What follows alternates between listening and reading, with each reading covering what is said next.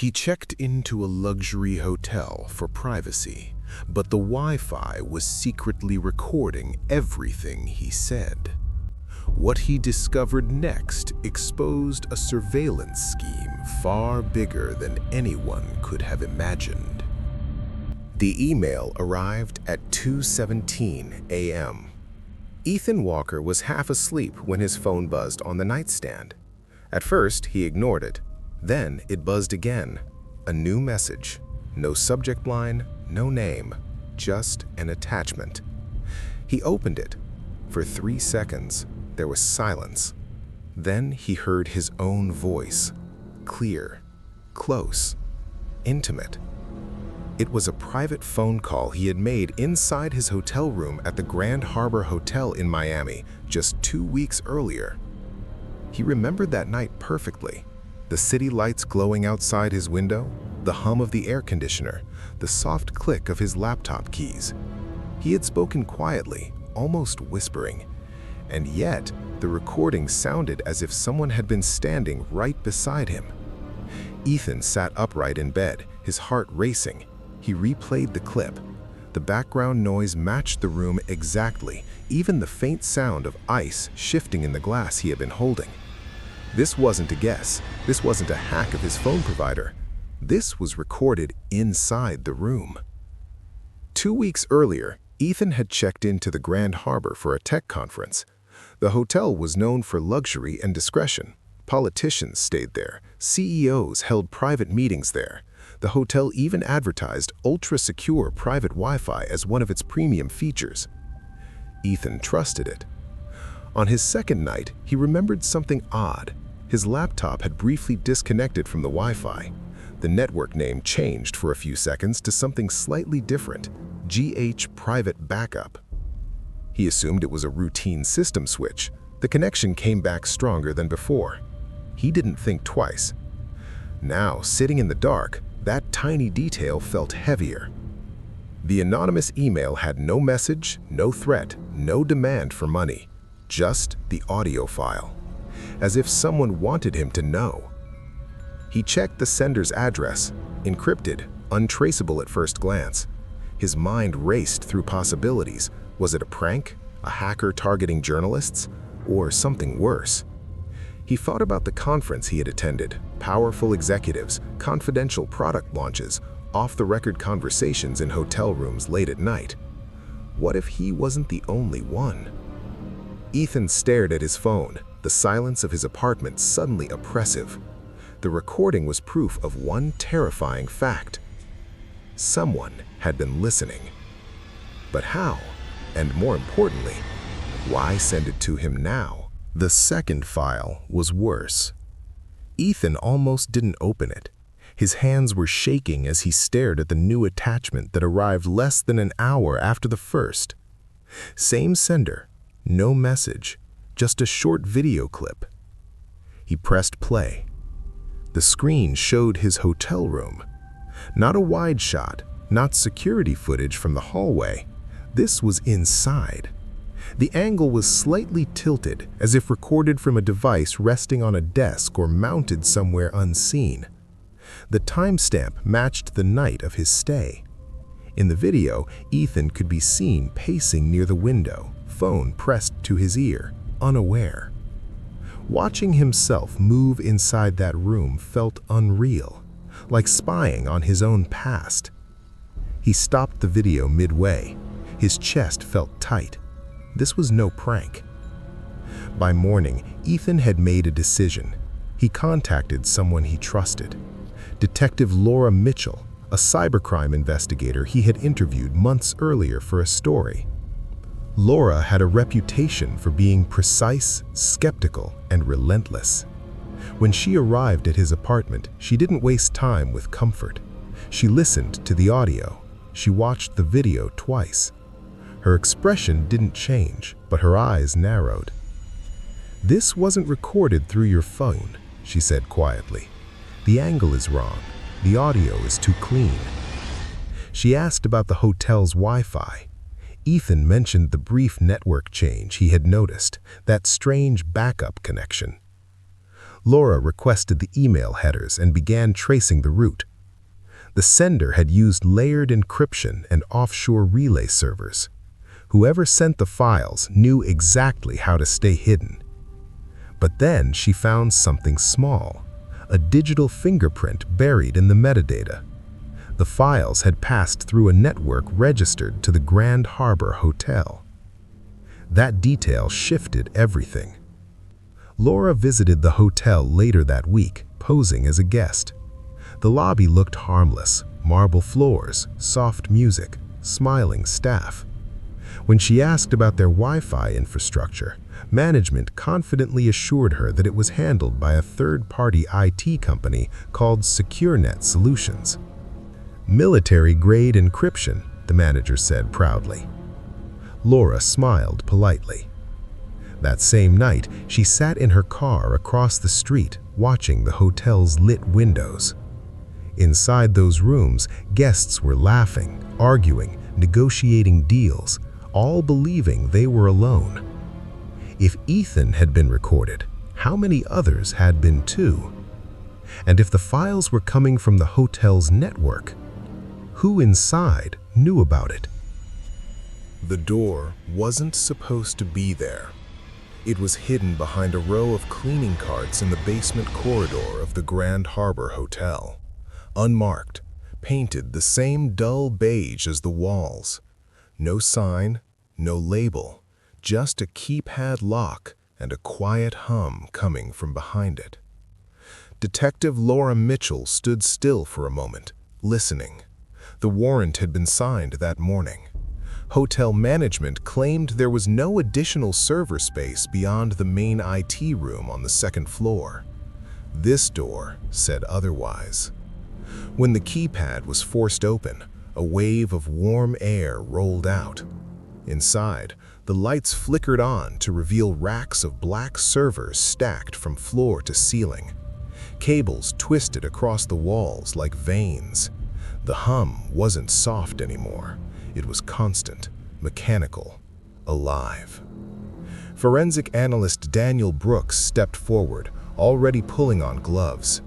"This isn't standard guest Wi-Fi equipment," he muttered. The room wasn't in any of the building's blueprints.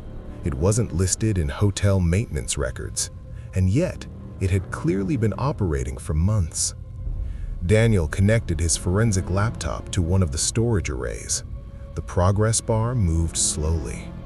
Everyone waited in silence, except for the steady buzz of cooling fans. Then, the first directory appeared. Folders labeled by date. Inside them, audio files. Hundreds, then thousands. Laura felt her stomach tighten. They opened one at random, a man discussing a merger deal.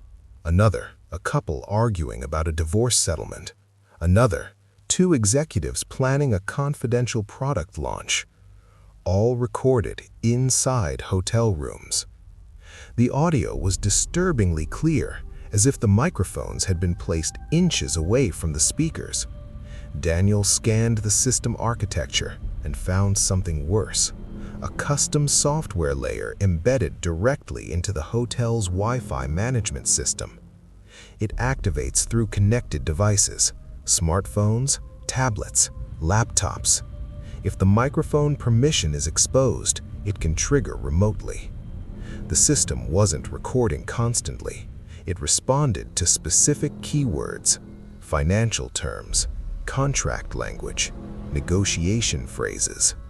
It filtered conversations with surgical precision. This wasn't random spying. It was targeted harvesting. Laura walked slowly around the room, absorbing the scale of it. Whoever built this didn't just want access, they wanted control. And they had invested serious time and money into perfecting it. But one question remained heavier than all the evidence in that room. Who had the authority to build a secret surveillance hub inside one of Miami's most prestigious hotels? And who was profiting from the voices trapped inside these machines? Ryan Caldwell didn't look like a criminal. When Detective Laura Mitchell first saw him walk into the interview room, he looked polished and composed. Tailored suit, calm posture, steady voice. As CEO of SecureNet Solutions, he had built a reputation as a rising star in cybersecurity. Hotels trusted him. Corporations trusted him. His company promised protection. Now he sat across from Laura, hands folded neatly on the table. "The server room?" Ryan said evenly. "That's a developmental lab. We test network performance tools there. Nothing illegal." Laura slid a folder across the table. Inside were financial statements pulled from SecureNet's accounts, large deposits, repeated, structured carefully to avoid attention.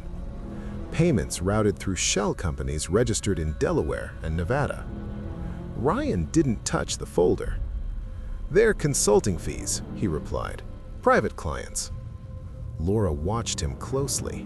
No visible panic, no hesitation, but his eyes flickered for just a second when she mentioned the word audio. Meanwhile, forensic teams dug deeper into the hidden system's code.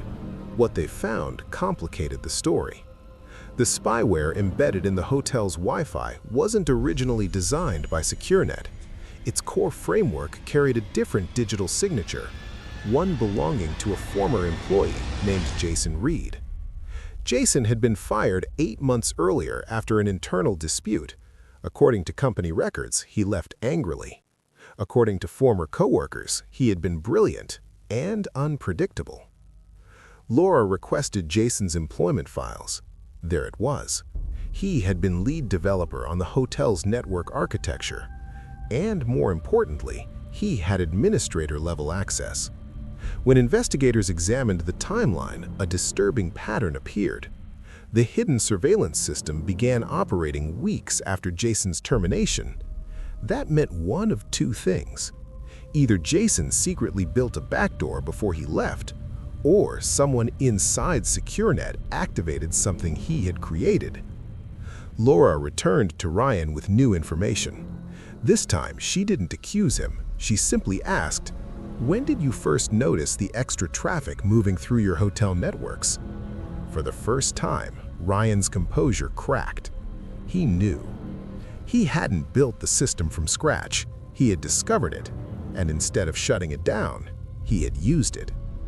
But if Jason planted the back door out of revenge, what was his end game? And was Ryan the mastermind, or just the man who saw an opportunity and couldn't resist it? The courtroom was silent when the full number was revealed. 12 hotels. Not one, not two. 12 luxury properties across Florida and California had been running the same modified Wi-Fi infrastructure. The hidden server room in Miami was not an experiment, it was a model. Gasps rippled through the gallery as prosecutors displayed a digital map showing the network spread like a web across state lines. Each red dot represented a hotel. Each hotel represented thousands of guests, thousands of private conversations. Ryan Caldwell sat rigid at the defense table, staring forward. The confident tech executive from months earlier was gone. In his place was a man cornered by his own ambition. Financial records showed millions of dollars flowing through shell corporations tied to corporate intelligence brokers. The recordings had been packaged, categorized, and sold quietly to the highest bidder. Not for gossip, for leverage. Jason Reed's testimony added another layer of darkness. He admitted building a hidden access point inside the network before he was fired. He claimed it was insurance, a way to prove the company's security flaws if they ever blamed him for a breach. He insisted he never activated large-scale recording. But forensic timelines told a different story. The back door existed first. The harvesting operation expanded later. 2 men, 1 system, 1 decision to cross a line that could not be uncrossed. Victims began to come forward. Executives whose mergers collapsed, politicians whose negotiations mysteriously leaked, couples whose private disputes somehow reached opposing lawyers. The damage was invisible, but devastating. The Grand Harbor Hotel closed its doors temporarily. Lawsuits stacked higher each week.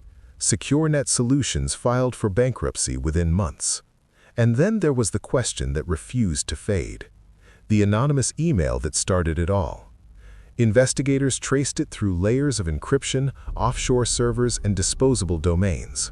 The trail ended in fragments, digital smoke with no fire. Was it Jason trying to expose Ryan after losing control of his own creation? Was it an employee inside SecureNet who couldn't live with the guilt? Or was it someone else entirely? Someone who had also been watching the watchers? The case officially closed with convictions and prison sentences. Headlines moved on, hotels upgraded their systems, guests kept connecting to Wi-Fi networks without a second thought. But somewhere in the vast ocean of data moving silently through the air every second, one truth remains unsettling. When you connect to a network, you trust the unseen.